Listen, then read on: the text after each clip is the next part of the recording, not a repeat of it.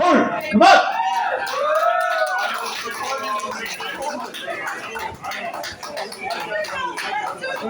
Hello. Anybody in from Chile? You never know. Yeah, Santiago? Pablo Neruda, the Chilean poet, said that poetry should be on, he wrote poetry for newspapers, but it should be on the front page of every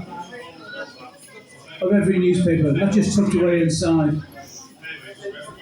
So I wrote this poem called It's a Poet's World. Imagine if poets went on stage to read like James Brown at the Apollo Theatre in Harlem in 1965, preceded by a fanfare of Fred Wesley horns, a driving snare drum, and a girl backing troupe moving in time. The poet would emerge from the wings with Buffon's hair and a gold lame cloak. The crowd would erupt. Not one but two assistants would adjust the microphone to perfection. Ian, take note. The poet's hand would shoot into the air, the band would stop at the crack of the snare drum, and the assistants would remove his cloak and retire into the wings, walking backwards, bowing as they went. I feel good that it's a poet's world, he might sob into the microphone before dropping down onto one knee. Mopping his already sweating brow, he would attempt to read verse, but the twin burdens of his artistic solitude and thousands of years of service by his forebears to words and the world's feelings would render him speechless. The crowd, however, as one, all sense that this is their moment to rally to the cause and would in unison recite the many verses which they have learned by heart and which they have heard through the media, front page news, pop-ups, hit parades, Tesco. The poet's head would drop and he would extend an arm holding a microphone to the crowd and nod sagely as he sobbed Bono tears, testifying, I'm testifying. And when enough had been said, the assistants would return and drape the gold lame cloak over the poet's shoulders and wrestle him off stage. As he appeared to slump, they would wave towels in front of him to revive him. Revived, he would run back to the centre of the stage to the cheers of the now apoplectic crowd. Is that apoplexy? Come on, to the cheers of the apoplectic crowd.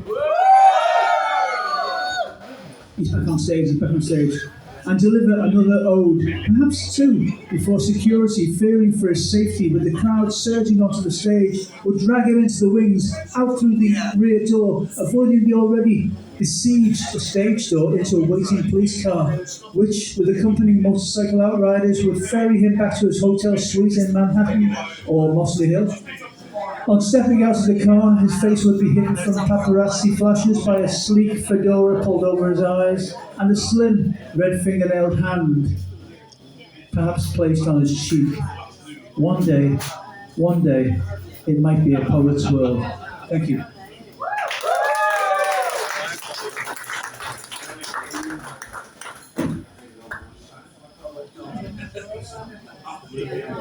Something we've all got to face is that one day we'll have to face up.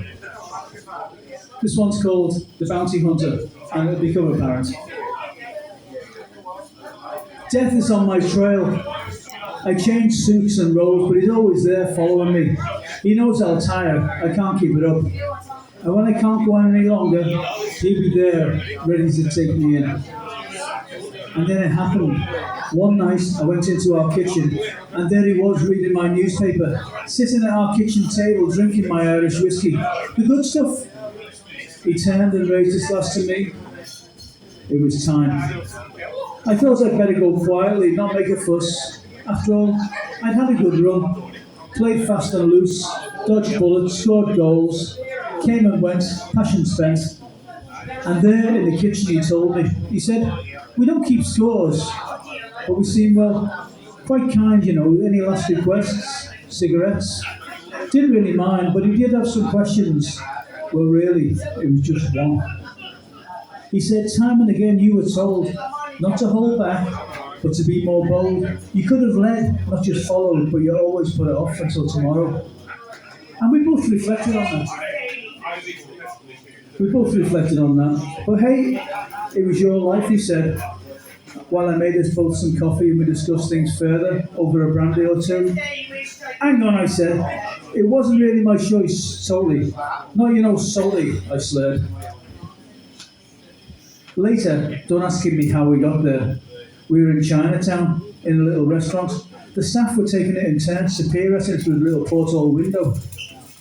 And they then lit joss sticks and murmured incantations. He was oblivious to the fuss around him, but he knew how to slice up a crispy duck and sort out the pancakes, whilst necking the Tsingtao beer back in one go. Before I knew it was 3 a.m. and we were in a cellar full of noise.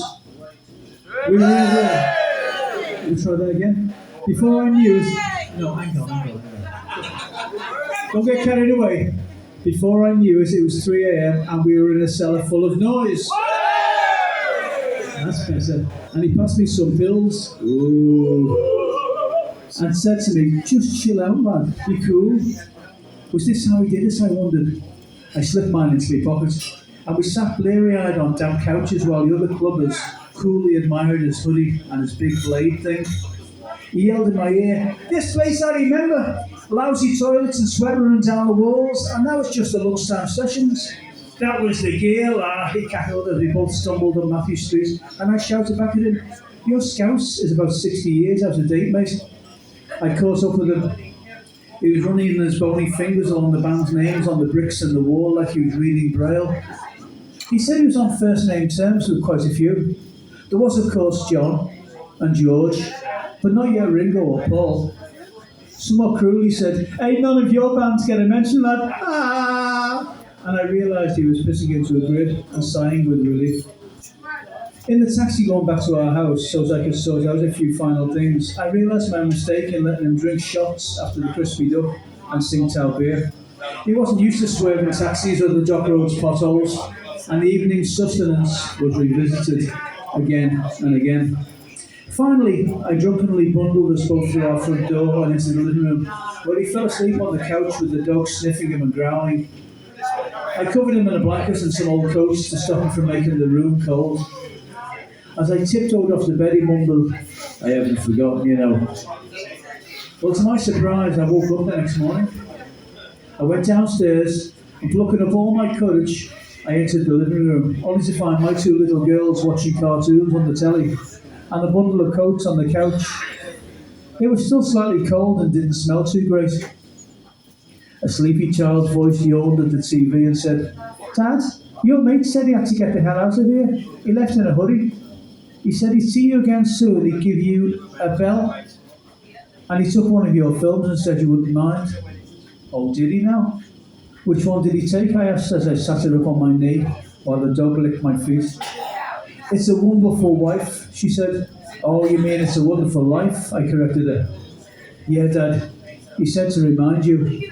And she snuggled in close to me, and the cartoon coyote dropped an anvil off a cliff and missed Roadrunner by inches as I tousled her mop of curls.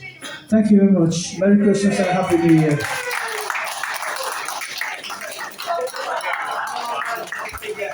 Thank you, Peter. Lovely. We'll see you on... you've got to make a hat-trick of it, mate, on New Year's Day when we're back again. Yeah, you've got to be here. And